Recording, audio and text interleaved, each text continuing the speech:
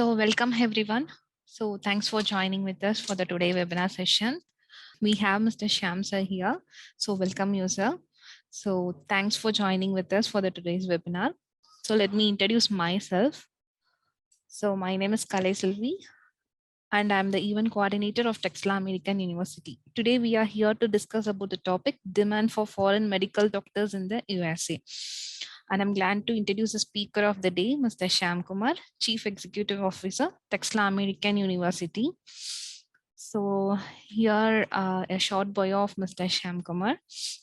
So Mr. Kumar brings more than 20 years of experience in the international higher education and offshore medical school sector.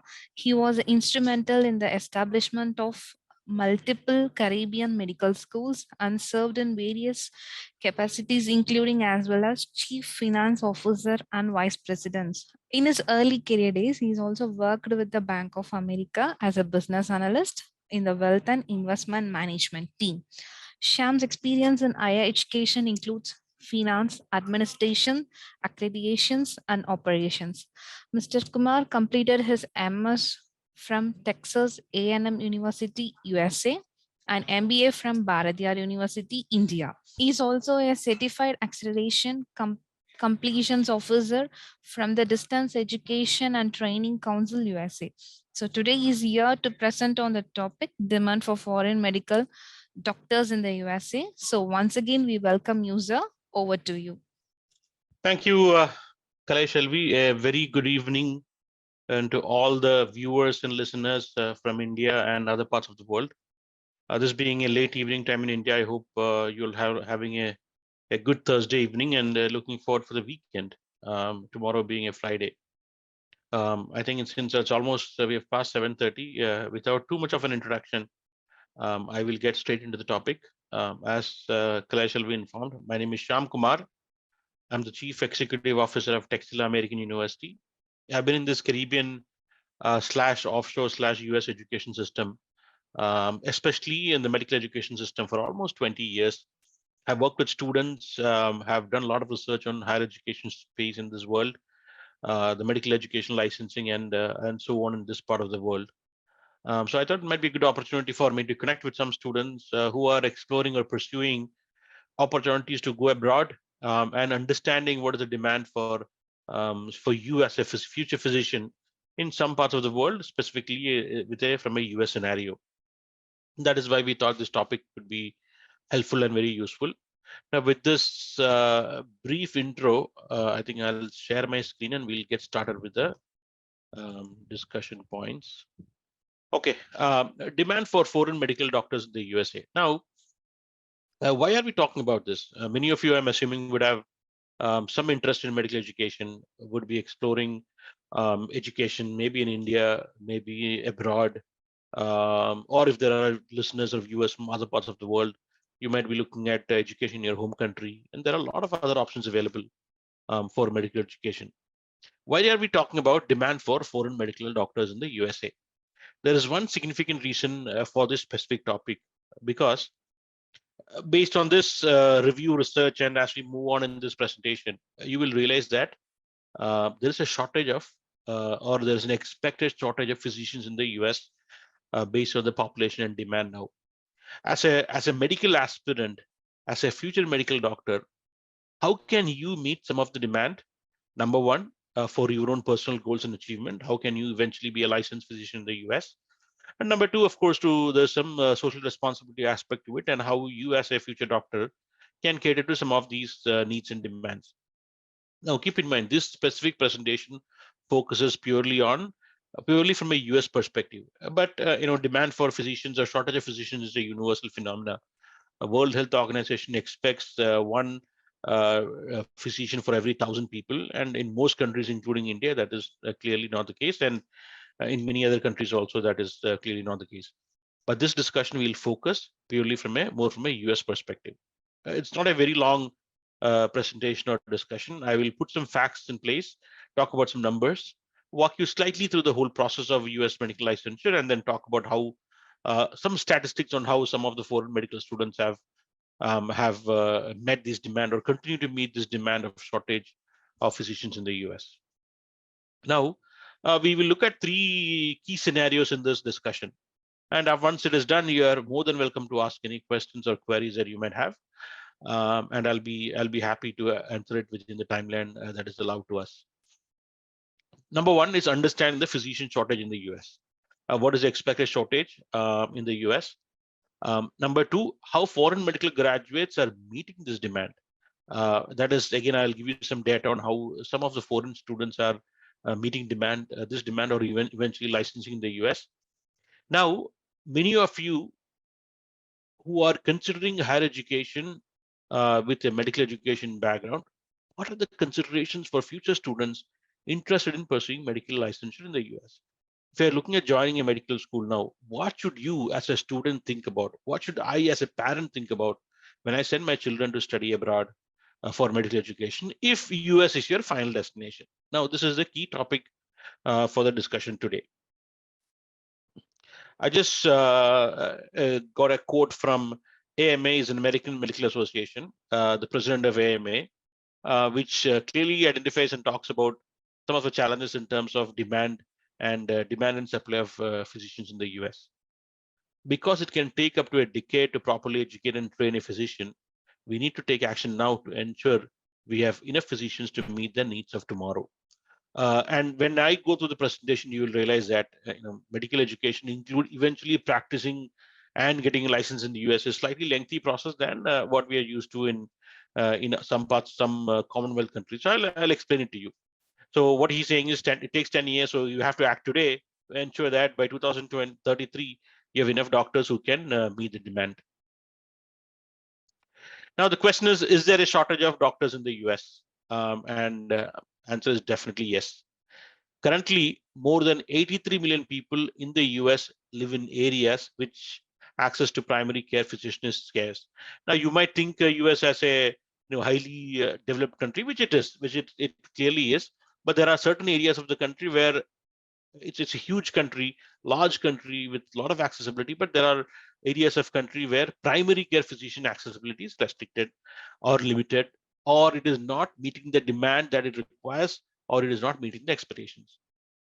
Now, according to data from AAMC, the United States could see an estimated shortage of up to 124,000 or 124,000 physicians across all specialties by 2034, sorry. AAMC's American Association of Medical Colleges. AAMC is an organization which publishes data forecasting what is the demand. It is driven by a lot of factors, including population, including the number of doctors available, expected graduation, expected life expectancy rate of people. A lot of things are taken into consideration when AAMC publishes this data. And AAMC, or American Association of Medical Colleges, is an authenticated organization that publishes these kind of data for people to review, react, or make actions on. So according to AAMC, 124,000 or 124,000 physicians across all specialties is the expected shortage that US is expected to see by 2024.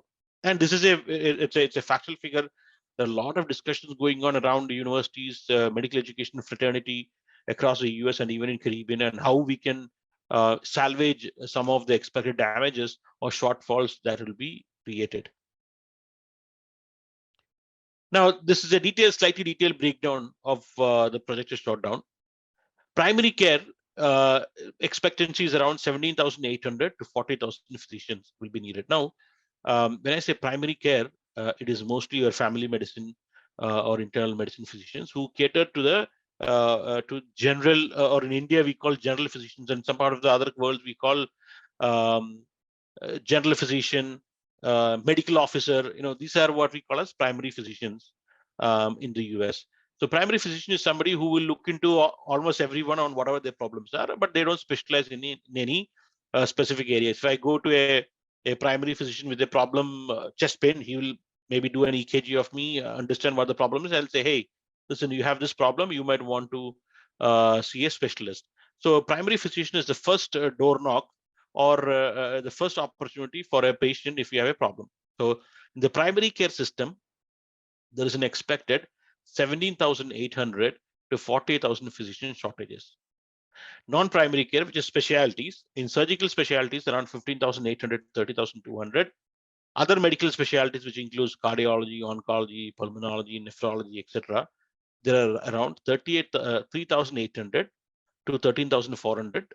And in other specialties, like anesthesiology, emergency medicine, addiction medicine, around 10,300 and 35,600 physicians will be needed by 2034. Now, you saw in the earlier slide, there's around 123,000 or 124,000 physician shortages existing. We are breaking it down. What is the expected shortage that the US as a country is expected to see in the next 10 years? Okay, this is not 20 or 30 years down the line. This is actually within the next 10 years. Now, what is the impact of this? Shortages to this degree present a looming public health crisis. More and more patients will experience delays in accessing medical care, which could have devastating results when it comes to the health of our communities and overall healthcare cost. I mean, it doesn't have to be said that a shortage of healthcare, we all lived through a pandemic where a healthcare situation was very crucial, very critical, and accessibility was limited. Now it doesn't have to be said on what are some of the challenges that will come our way if healthcare is not provided in a timely manner to people. So especially when you have physician shortage now, it can create a further calamities and create community issues and community problems, which is expected. Now we're looking at all of a sudden, why is there a physician shortage? Now, first of all, it is not all of a sudden. US definitely has seen a physician shortage for many years, which is why you will see, which is one reason why you will see medical schools in the Caribbean region catering to US as a market for the students to graduate and eventually practice in the US. So there is an opportunity, there's a market, but it is slightly increasing for multiple reasons, and that is what we are analyzing here. Why is there a physician shortage in the US in the current scenario? There are good and bad reasons. One, human life expectancy is longer than even before, and as the population ages, healthcare needs increase. For example, 50 years ago, 80 years ago, if somebody would die at a much younger age, that is not the case in the current health situation. People live longer. Once life expectancy increases, there is a higher population of elderly adults who essentially would, in most cases, will need more healthcare. So that increases the demand or increases the need for more doctors. Growing number of practicing physicians are nearing retirement age. One survey found that around 18% of the existing physician workforce has intentions to retire or opt out of patient care within the next year. Now, that is another challenge. There are quite a significant number of elderly physicians who eventually want to retire from the workforce, and that will definitely create a gap, which will have an impact on the number of physicians available to treat patients. This was actually a very big crisis during pandemic time, if many of you would remember, where many physicians were not available. I remember situations where we would go to a hospital and they say, sorry, we are all fully occupied. So we know what the challenge is. We know what the situation is when there's a physician shortage. The nation's health is also decreasing, which requires additional medical professionals. Approximately 6 in 10 adults live with one or more chronic condition that must be managed by physicians. Things like diabetes, cancer, heart disease, lung disease, Alzheimer's, and with a greater portion of the population gaining access to health insurance over the last decade, an increasing number of patients can afford to seek care. This point itself is a one whole topic for discussion. But in a nutshell, what we are saying is, health of adults is definitely a challenge. There are more diseases that need to be addressed, and which requires more care. And interestingly, in the US system, healthcare is driven quite a bit by health insurance. Unlike in different parts of the world, health is not much cheaper. If I am to go and see a primary care physician without an insurance, currently in where I live in Dallas, Texas, I would pay around $250 for one visit. That is just a visit. Go and say, I have a fever, I have a headache, and can you look at what my condition is and see what needs to be done. And if the doctor end up prescribing an antibiotic, a simple antibiotic like azithromycin, will cost me another $100. That is what I'm looking at if I go without an insurance. Due to a lot of changes in policies since 2014 onwards, many more people have access to health insurance now, which was not the case before. So when there's more people have access to health insurance, they use it, and that creates a demand. And that is Also, one reason why the physician shortage happened because the health insurance created more demand for which enough number of physicians are not available.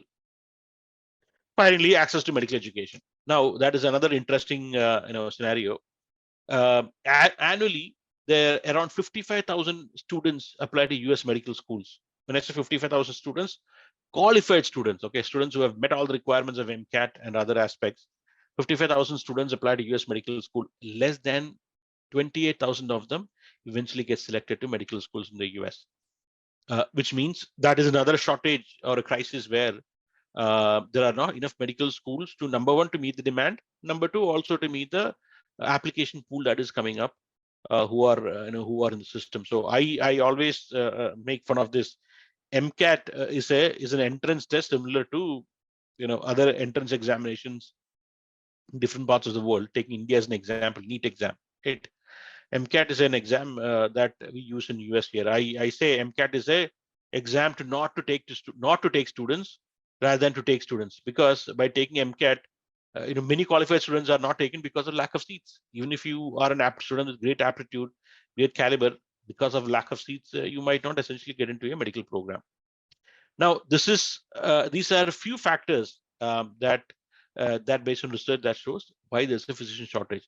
Now, there are a lot of other factors, much more factors, geographical issues, other issues, pandemic is another issue. So we are just focusing on a few key areas that we often talk about that contribute to a physician shortage in the US.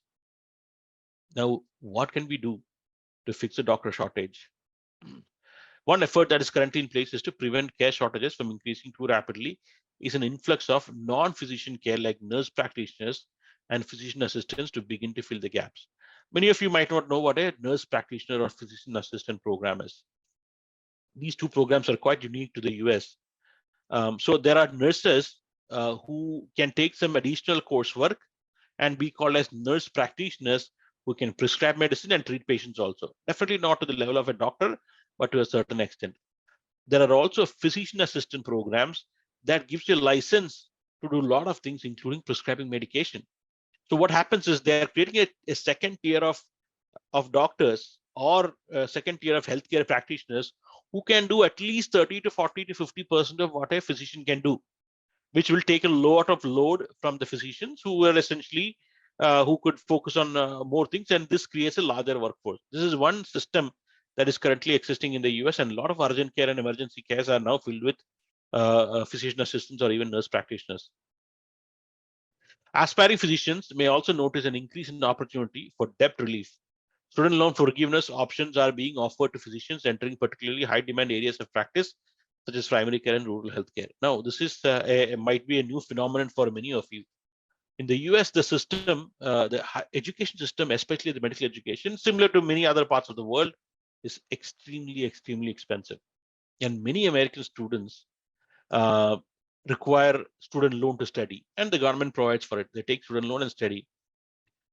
Now, since education is so expensive, you take a student loan and you are left with a debt, a huge debt.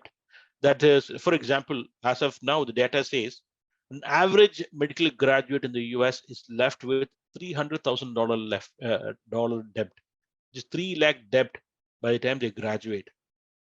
Now, that is one reason why many students are worried. Oh my God, I'm just going to have a huge liability on my shoulder. If I don't like the medical fraternity, if I do want to do something else in between, I'm left with a huge loan or huge debt. And there are a lot of opportunities which the government is giving, like debt forgiveness, loan forgiveness, which is some students are considering, and many are getting into this industry now. Because US medical schools are having a hard time keeping up with the demand of new doctors, medical school hopefuls also have the option to pursue international doctor of medicine programs. Now, this is another key factor. Because I talked about the application and the seats available, around 50,000 plus 55,000 actually. Qualified applications are considered for admission, of which around 28,000 or less is considered. Now, there are qualified medical schools internationally, primarily focusing on the Caribbean region, where all these students can go and complete their education. That is an opportunity that is very well explored by many students, including from US and including from abroad also. As long as a student seeks out an international program that has received and maintained a proper medical school accreditation, they should be able to complete residency and practice in the US upon graduation. So the key factor is if you're exploring alternative options, if you are looking at coming to the US and eventually practicing medicine, the school that you go to is a factor that you will have to consider critically. The school that you go to will be your catalyst, will be the reason why you'll be successful. So look at the schools that you're considering and ensure that they have proper accreditation, which would eventually qualify you to be a physician and a practicing medical doctor in the US. Now, till now, we talked about the physician shortage. So we are trying to understand the physician shortage. Is there a shortage of doctors in the US? Yes, there's a shortage. How bad it is? In the next 10 years, it is pretty bad. It is around 124,000. We looked at the reasons for the shortage. We studied what are the key factors why the shortage existed. And then we also looked at what are some of the considerations students should have and how some of these shortages are mitigated in the current system. Now, before I go to the next information on how foreign medical graduates are meeting some of these demands, I want to walk you through the whole medical education system in the US.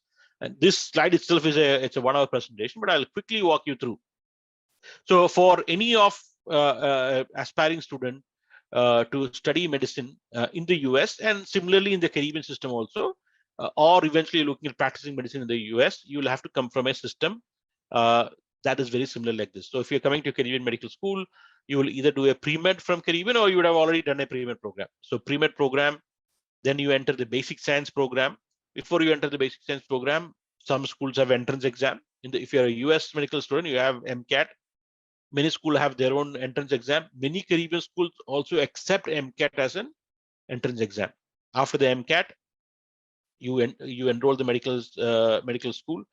Once you are completed your basic science of the medical education program, which is almost 2 years. So pre-med, then you after the pre-med completion of pre-med program, you come to the basic science, you take the entrance exam or meet the admissions requirement for the medical MD program.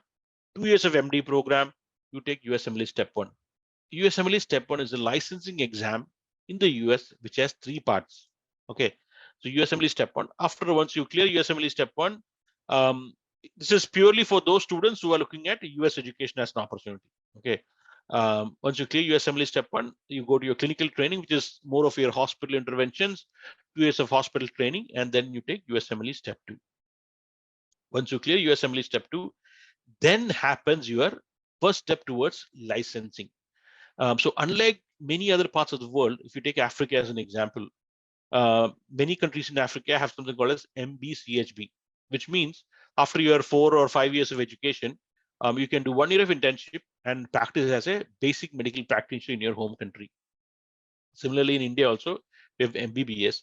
After your 6 years of education, you can do 1 year of internship and practice as a house officer or a basic medical practitioner before you do any specialization. In the US, that system doesn't exist.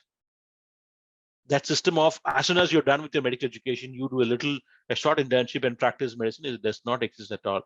You have to go through anywhere from a 3-year to a 4-year residency program to qualify to be a full-fledged licensed physician in the US. And it is called or we call it postgraduate year 1, 2, and 3. So after the MD program, you apply to certain bodies and you eventually qualify into postgraduate internship. Now, this is almost like almost like getting into medical school. You have to submit applications, they call you for an interview, they look at your credentials, and then you qualify for internship. Once you are in the internship or postgraduate year 1, and in the US, we call it residency program. I am on purpose not using the terminology residency much because people always get confused residency with your visa residency or eligibility to stay in a country. So which is why I've used the word internship for the most part. So once you clear USMLE Step 2, you apply for an internship program or residency program. Assuming you get to it, you get into the program, you do 3 to 4 years depending on a specialization. For example, if it's family medicine, it's 3 years. If it's internal medicine, it's 4 years. And depending on a further specialization, you might have to do fellowship. Cardiology, nephrology might go for another couple of years of fellowship more as needed. Now, I don't want to go into too much of details and confuse you with this. I just wanted you to focus on this residency part of it, which is your gateway to be a licensed physician. The moment you enter into a residency program or the internship program, you get a temporary license to practice, number one.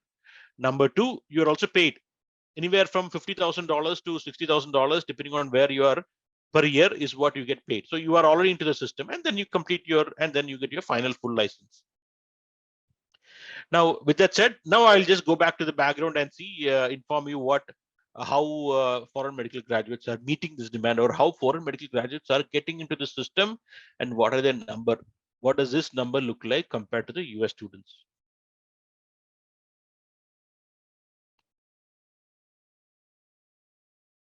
Okay. Now, this table it gives you a fair idea or understanding of what we're looking at. Total number, this is 2023 data, okay. Absolute precise data as of March 2023. Every year in the month of March, students get enrolled or admitted to residency programs. So this is 2023, a total of 37,425 residency seats were available, which means 37,000 spots were available where students could submit application to. Qualified students, which includes American students as well as foreign students, could have submitted applications as long as they have met the requirements of USMLE step 1, step 2, interview, etc., etc., etc. Okay. Number filled is 34,000. They could only fill 34,000 numbers in total. Remaining is still unfilled. And I want you to focus on this. If you can see my cursor towards extreme right, you will see two numbers. US international medical graduates, which means it's an American citizen who decided to go to some other country to study medicine and come back and apply to this residency program. That is around 3,000. Non-US, which is students who studied abroad and who are from a foreign country, they cater to 5,000, almost close to 15%. These numbers combined, 20% of US workforce every year is contributed by foreign medical graduates. And you can also see there's also unfilled spots of 2,603, which for many reasons they could not fill the spots. Many reasons could also be because they could not find the right candidate. So this is the scenario now. Of 37,000, around 8,000 seats are taken by qualified students from abroad or students who have studied medicine abroad, and they are the ones who are catering to this shortfall eventually, and this number is bound to increase with more and more residency programs coming. This number of foreign students coming to the US system is definitely bound to increase. Now, I just want to summarize this with opportunities for foreign students. If you're a foreign student looking at higher education in the in Caribbean or some other country, and eventually looking at practicing medicine or licensing in US, what are some of the considerations that you should have? Enroll in schools that support you with USMLE training. Now, medical education, as you might already know, is same everywhere. Anatomy is anatomy wherever you go. Biochemistry is biochemistry wherever you go. It is not going to change. Human body, my body, same as yours, of anybody else in the world. However, schools that support you with training, with preparatory programs for certain licensing exam will give you an advantage. Give an advantage in terms of your knowledge of the exam, test taking skills, and how you perform in test. So that is something that you might want to consider if you're looking at US as a pathway, and consider those schools that offer this pathway. For example, enroll in a school that offers USMLE training, enroll in a school that has USMLE structured exams that is offered for every subject, so that you are in the pathway from semester 1 onwards. You are taking USMLE similar exams and you are trained for this program. Number one. The second point is the most important one. Okay. Enroll only in accredited medical schools. Ask this question: are you an accredited medical school? The school that you're considering, is that an accredited medical institution? Ask this question. Don't even think about a school that is not accredited. Eventually, it will put you in trouble in terms of licensing. Countries will say, no, if you're not accredited, we don't want you. So don't look at cost as a consideration. Look at accredited medical schools, and that is not just for US. Wherever you go, look at only accredited medical schools. Now, keep in mind, this is not an easy pathway. Sounds very nice, very interesting. It is not like you can come in today, tomorrow onwards, you are in USMLE, life is set. That's not how it is. You have to work really hard. If you are a person with aptitude, you're a person with commitment, this is an awesome opportunity. A graduated physician in the US, let us take a simple example, who is an internal medicine doctor or a family medicine doctor, on an average starts with around 130 to 150,000 US dollar per year as salary, which gives a great opportunity. And there are a lot of other things to it. I'm just giving a generalized number. Depending on location, it changes. So work hard if you're considering this option. Point number 3 is work hard and clear your USMLE examinations on time. Try and complete US rotations in USA. Now, if you're looking at US as an opportunity or US licensing as an opportunity, I would not recommend considering schools that do not offer a US rotation. Because when you apply for a residency program, the residency program looks at you as an individual. And one important factor, as we might all know, that communication is a key factor. They don't want to take a chance. They don't want to bring a student into a residency program who does not have the required skills to be a part of the system. So if I'm a student who has done the rotations in a US hospital, I know the bedside manners. I know how to communicate with the patients when in the US system. I know certain logistical, legal regulations of a US system. I can interact well. All this comes as plus. Whereas I come from a system in Africa or India, the system and the communication patterns are totally different. I've seen both. I've seen the US system as well as India as well as Africa. The system is entirely different. The treatment protocols might be the same, but a system as a beginner, your communication, your skill, your documentation, the platforms that you use, languages, terminologies, all differ. So if you're a student who has completed rotations in USA, that will definitely be your advantage. Most importantly, start from day one on your academic preparation. This is, again, as I said earlier, it is not an easy cakewalk. This is not something that you should take lightly. Be prepared to work hard. 4 years of commitment, 4 years of hard work is your assurance or guarantee for a lifetime of opportunities and success. Now, with this, I think we have almost at the 30 minutes of the presentation. With this, I would like to stop today's presentation, and I'm going to open for discussions and questions. Before we wind up, I want to summarize a few points. We looked at the demand for medical doctors in the US. What are the reasons for these demands? We looked at how medical students, foreign medical students especially, are meeting some of this demand by preparing and applying for residency programs. And lastly, we looked at what are some of the considerations that you as a student should do while you look at medical schools where you could be a successful physician eventually practicing in the US. Now, with this, I think I'm stopping my presentation and I'm open for questions. So attendees, do you have any questions you can ask? So we have a question, sir.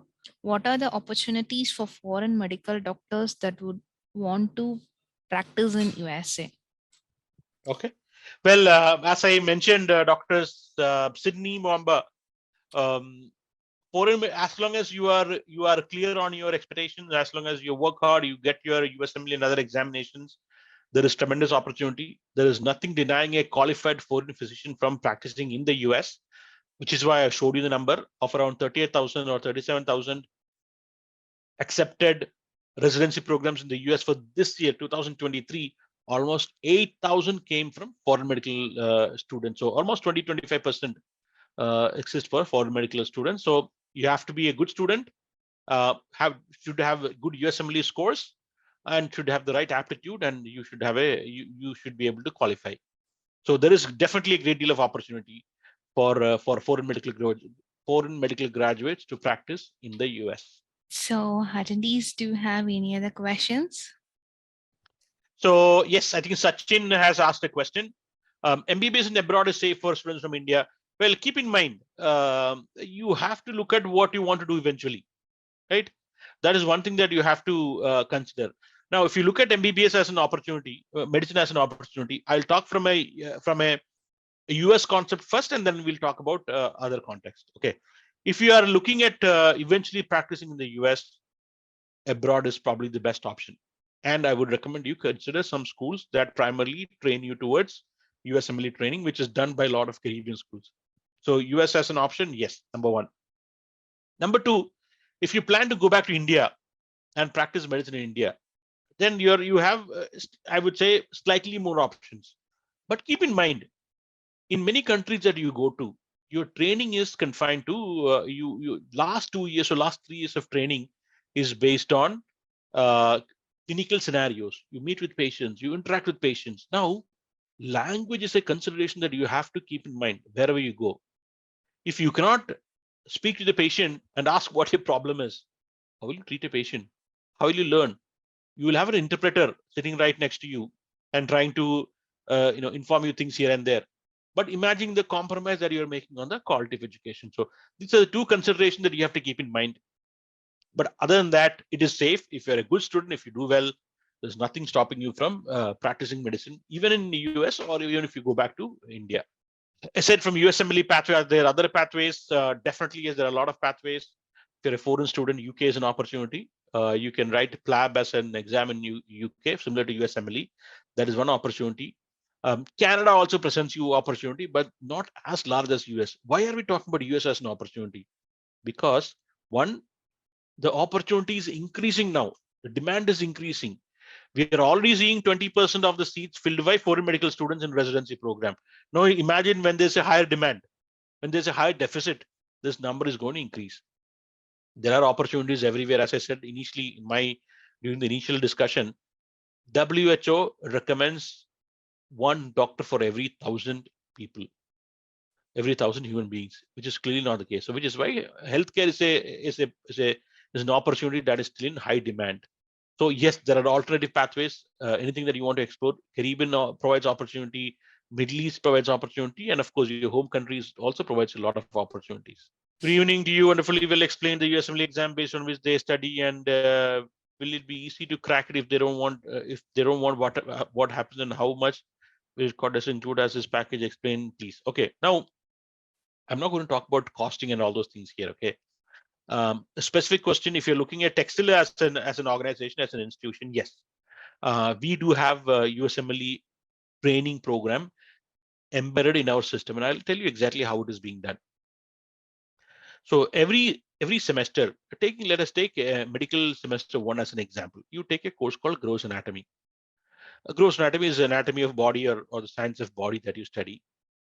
So end of that course, you take an exam that is conducted by NBME, National Board of Medical Examiners, which is the same body that conducts USMLE examination. So end of every course at Texila American University, you take an NBME exam for that course, which is administered by NBME from the US, which is the same body that conducts USMLE examination.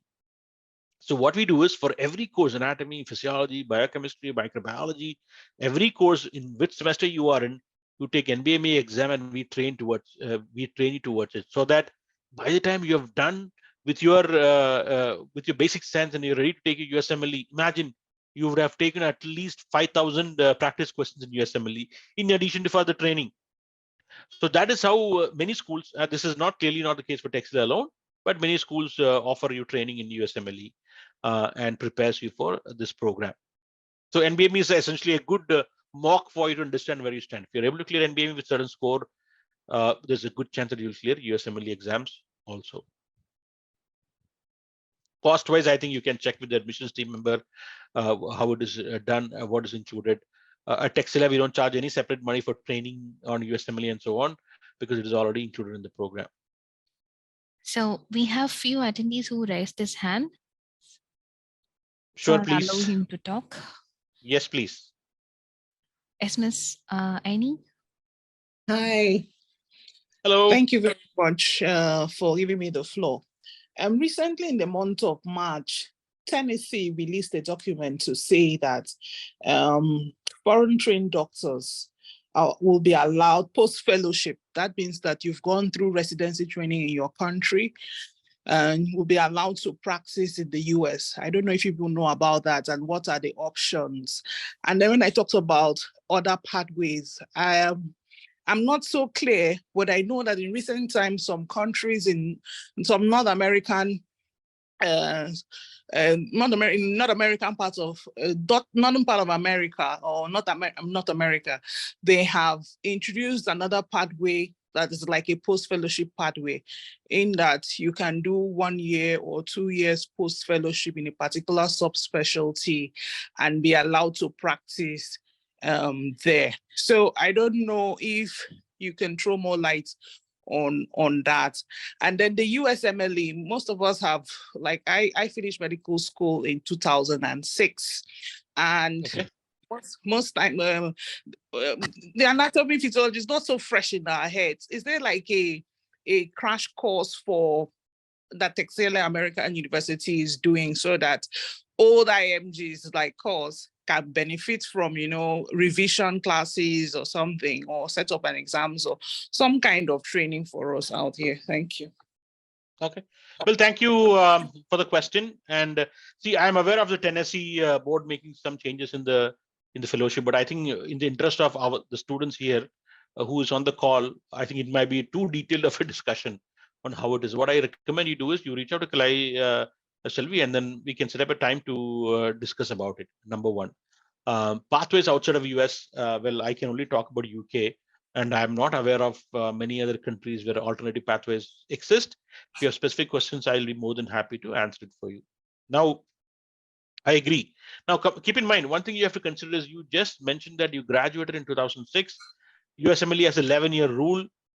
Google USMLE 11-year rule. Google USMLE 7-year rule and see if you qualify to write the exam. Okay, number one, keep that in mind before you take up USMLE. See if you qualify to apply for residency based on that. There are some number of years restrictions. Number one.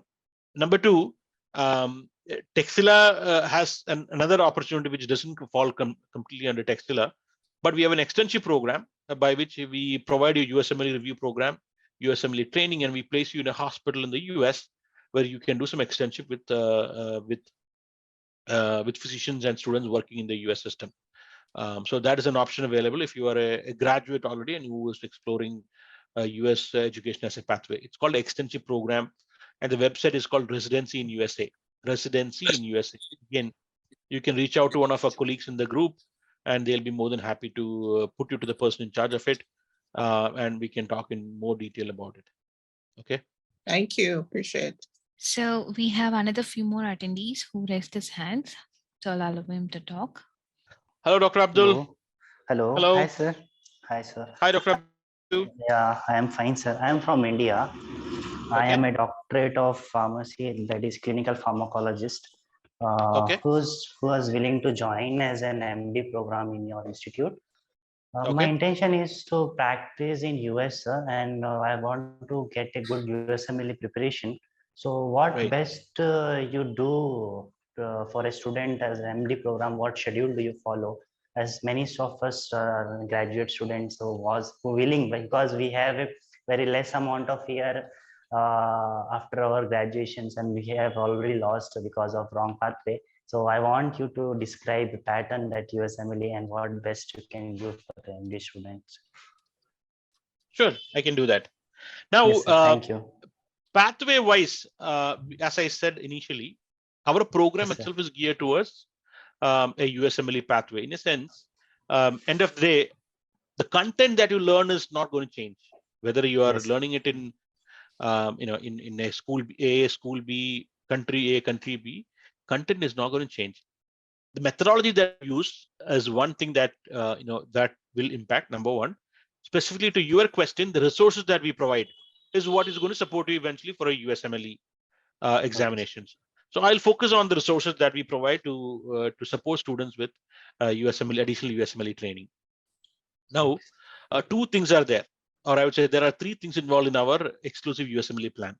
Number one, as soon as you enroll in an MD program, we give you this is all in addition to classes. Okay, I'm not even touching on regular classes that you have scheduled, nothing else. I'm talking purely on extra options that we provide you so that you can master USMLE.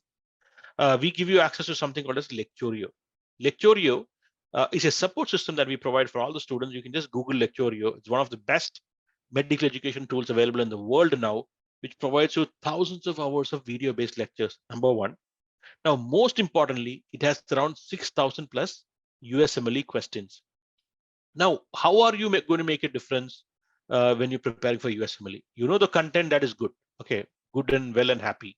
Now, you have to prepare yourself to understand the USMLE oriented questions, USMLE type questions, and to prepare yourself more questions, practice, and that is the easy way to do it. Knowing content is one thing, and mastering the art of writing the exam is a different thing.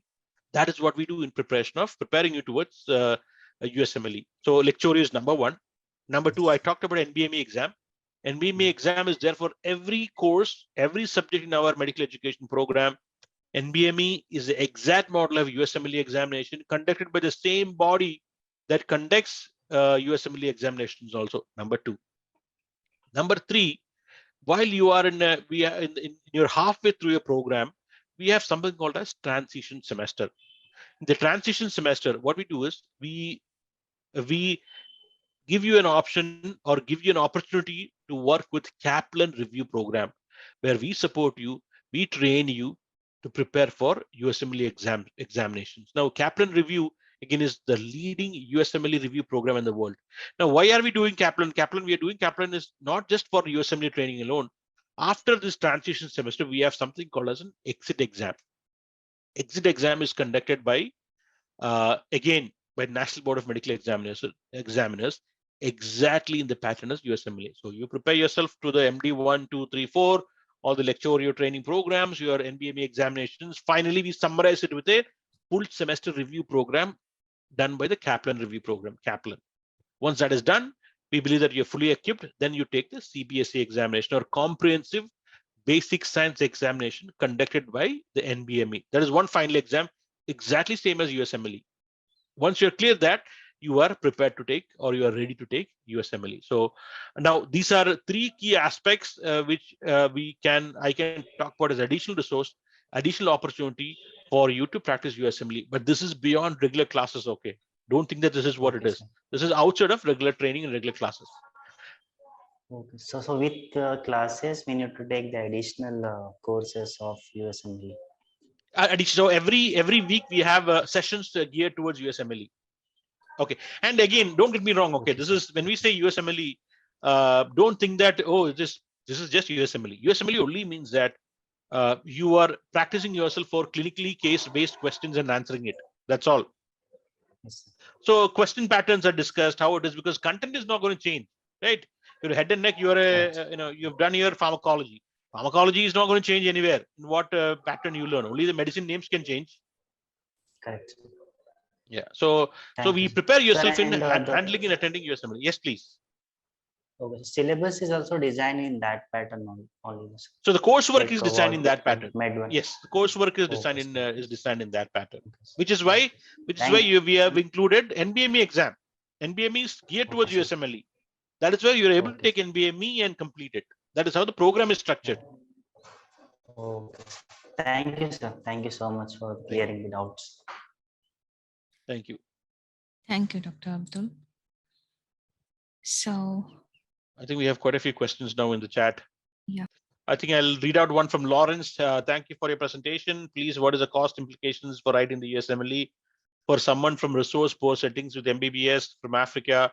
Are there a bridge program that in the US that allows one to work while you raise money to write the USMLE exam? Ideally, no.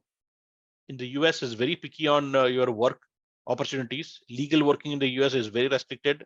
So working and studying is not an option. Even if you're coming to the US as an F1 student, let us say you're enrolling in a education program in the US, you are limited to work 20 hours, that too in the university. You cannot work. So I cannot comment on the work aspect and immigration part of things. I can only give you general information. USMLE exam costs around $800 to $900 per exam. Okay. Moving on, Ashok Nair, what budget provision for medical study in the US? Currently, our the tuition is already published. I think you would have access to. You can talk to our admission folks on the tuition. So first 3 years is one and the same for every student. Be it a student who wants to study, eventually do clinical training in the US and graduate, or somebody who wants to go to Africa, Guyana, Jamaica. The 3 years are same. Pre-med, your basic science are one and the same. At the clinical time, if a student wants to pursue US as an opportunity, clinical education is done in the US. In our case specifically, we do our clinical training in Tucson Medical Center in the US, TMC in the US. That comes with additional cost. I think in a per semester, it comes around $8,000, $9,000 or so. But that is an information that you can very well get answered by our admission team members. Please reach out to them. Okay, but first 3 years is one and the same. After completing MBBS, working in US or India is the best. Well, I am biased, okay, when it comes to living in US, because I live in the US and I've seen my younger days in India. While India is definitely a great place to be, as a physician, you might have great more opportunities if you are in the US. Again, that doesn't mean that I'm denying opportunity in India also. Income wise, it might be more. Opportunity wise, it might be more. But again, end of the day, it depends on what you want to do and where you want to be. Accredited by international association in India, that is, Kribas is asking about the accreditation. Actually, that's a very good question. I will just briefly touch upon accreditation. Okay, the way the medical education system across the world is going is I'll put it in very simple terms. You might have heard about WHO approval, WHO recognition, and so on before. Now, what happens is World Federation of Medical Education is an association between WHO and the body in the US called ECFMG. I don't want to kill you with acronyms, but there is a system called World Federation of Medical Education, which has been vested with the authority to monitor and manage medical schools across the world. Now, what World Federation of Medical Education, and to make it easy, we will call it WFME. What WFME does is, WFME will rely on accrediting agencies across the world to identify schools. Let's say there are 1 lakh schools across the world. WFME cannot go and approve all the schools. They will authorize accrediting agencies who have the credentials, who have the background, who have the credentials to handle accreditation and give reports.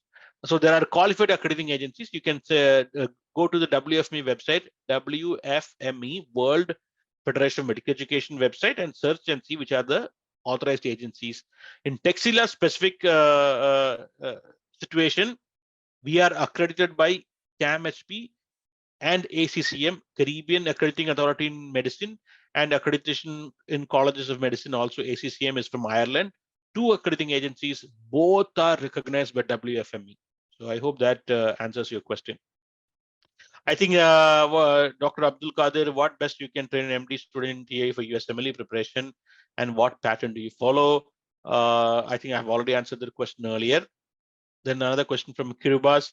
Is it possible to study higher education like MD from Chennai after MBBS? If you're doing MBBS in India, you can very well pursue. You can apply for residency after clearing a USMLE examinations like any other student. You can apply for residency program in the US. Any other? I think this is the last typed question, and I think we are also coming to the close of our session in terms of time. Hello, sir. I just had this doubt in my mind. As you said, getting into a Caribbean accredited school is beneficial for USMLE journey. Can you enlist the benefits of enrolling in a university such as Texila, and how the institution provides us advantages in practicing in the United States of America? I think I've gone beyond on how we provide, but summary, I can just briefly summarize it. At Texila, the program curriculum is it's a program that is geared towards USMLE. We offer you a lot of USMLE oriented training sessions. You have the opportunity to do your training in the US, clinical training in the US at Tasan Medical Center, which is an accredited teaching hospital in the US. That is number one. We have faculty who have USMLE experience. And since this session is not purely for Texila alone, it's a general informative session, I don't want to boast about Texila much, but I would say our accreditation, our credentials, our program, our preparatory program, all culminates towards preparing you for USMLE and being in US. But at the end of the day, whatever we do, whatever we can do, we are only a catalyst. We can only do so much. It is you, the student, who has to put in your efforts and become what you want to be. So as I said, we are only a catalyst. We can be a support system, but it is you are the most important factor that should be considered while you explore higher education in the Caribbean, as well as eventually looking at exploring training in the US. Anonymous attendee have asked a question. Are Cuban trained doctors accredited and able to work in the USA? I have no idea. That is something that you will have to check with your school, your university, and your system in Cuba. So I will not be able to answer that question for you. There's one more question. Texila Guyana is exclusive for UG only, and those take up this completion, this MBBS only can do or continue to do MD. Please explain. Okay, that's a good question, and I think that will be the last question. So in the US system, as I was explaining to you earlier, The degree that we offer, or any US medical school offers, is MD. There's nothing beyond that. You get an MD degree as soon as you complete your 4 years of medical education and you clear your USMLE. What are the requirements? So you get an MD degree. Beyond that, you specialize in, let us say, you specialize in cardiology, in your internal medicine, your OBGYN, whatever it is. It does not come with an extra degree. MD is your degree, finish. Now, what in addition it has is, eventually when you do a residency program, when you're trained yourself, and when you enroll yourself in the board that recognizes that program. For example, if you are an OBGYN, or if you are a psychiatrist, you can enroll in an American board of, I think it's called neuro and psychiatry. So board certification, you might have heard about board certification. Board certification is purely enrolling in a board that recognizes that program, but it does not come with any extra degree. This MD program that Texila now offers is same as an MBBS, but it is more for the US pathway. So after this MD from Texila, you can further, if you want to go back to India or Africa and do postgraduate training, yes, you will be able to do, provided you take up the FMG examinations or your country's licensing exam and do internship. Okay, so I think with that, we'll wind up today's session. I want to thank each and every one of you for being in this meeting. Thank you for some of the wonderful questions. If I've left any questions unanswered, please reach out to us via email. We'll be more than happy to answer for you. If you want further sessions on this topic, feel free, and again, feel free to ask any questions. Okay, no question is good or bad. So thank you once again. You will have a blessed evening and happy weekend. Thank you. And thank you, Kalai Selvi. Thank you, sir. Thank you for the time and the support. Okay. Thank you, sir. Thank you.